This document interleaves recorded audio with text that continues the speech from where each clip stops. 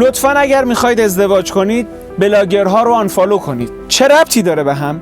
ذهن خیلی از دختر پسرای امروزی پر شده از فانتزی هایی که تو زندگی واقعی داره بهشون آسیب میزنه.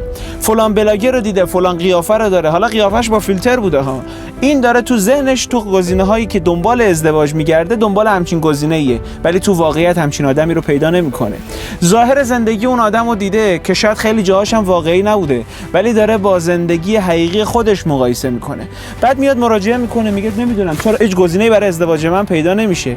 برای که این چیزی که تو دنبالش میگردی خود خدا باید یه دونه سفارشی برات بزنه بفرسته پایین. بابا تو دوچار کاملگرایی شدی، دنبال یه کسی میگردی که اخلاقش درجه 1، زندگی لاکچری، خانواده 20 و چهره هم که آنجلینا جولی باشه. خب همچین آدمی پیدا نمی‌کنی.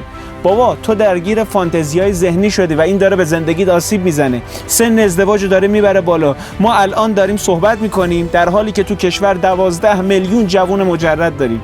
خواهش میکنم به خودتون و زندگیتون رحم کنید.